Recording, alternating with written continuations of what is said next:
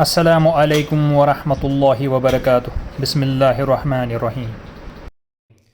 جب بیٹیاں بیوہ یا طلاق یافتہ ہو جائیں تو پھر گھر پر نہیں بٹھائی جائے گی۔ اسلامی تاریخ کو پڑھیں اور غور کریں۔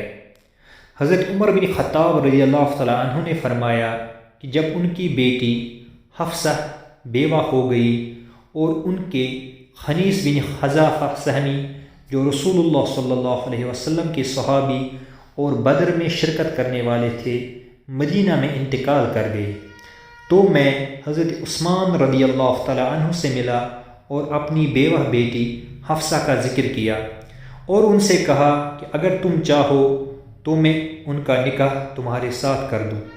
تو حضرت عثمان رضی اللہ تعالیٰ عنہ نے کہا کہ میں غور کر کے جواب دوں گا۔ میں کئی رات ٹھہرا رہا، پھر ملاقات ہونے پر حضرت عثمان رضی اللہ تعالیٰ عنہ نے فرمایا کہ مجھے فی الحال نکاح کرنے پر اطمینان نہیں ہوا۔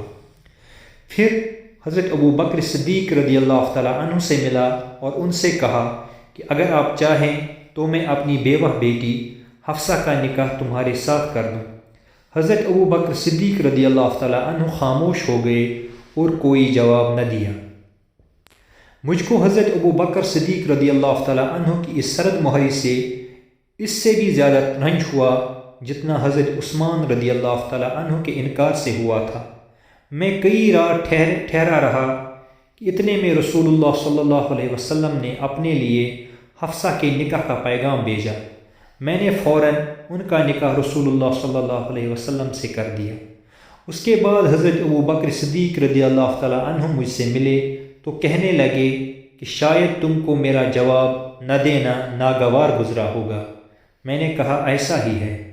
حضرت ابو بکر صدیق رضی اللہ تعالیٰ عنہ نے فرمایا کہ بات یہ ہے کہ میں نے تم کو اس وجہ سے جواب نہ دیا تھا کہ رسول اللہ صلی اللہ علیہ وسلم کا ان کا تذکرہ کرنا میرے علم میں آیا تھا اور میں رسول اللہ صلی اللہ علیہ وسلم کا راز فاش نہیں کرنا چاہتا تھا۔ ہاں، اگر رسول اللہ صلی اللہ علیہ وسلم حفصہ سے نکاح کا ارادہ ترک کر دیتے تو میں ان سے نکاح کر لیتا۔ صحیح بخاری حدیث نمبر 4005 کتاب المغازی۔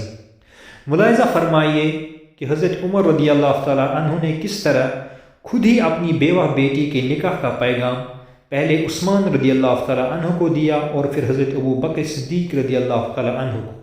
یہ خلفائے راشدین میں سے ہے، جس سے پتہ چلا کہ بیوہ یا مطلقہ کے دوسرے نکاح کو عیب نہیں سمجھنا چاہیے، اور یہ بھی پتہ چلا کہ لڑکی والوں یا لڑکی کے سرپرستوں کو خود کسی لڑکے کے پاس یا اس کے سرپرست کو نکاح کا پیغام دینا جائز ہے، اور یہ عمل غیرت اور حیا کے خلاف نہیں۔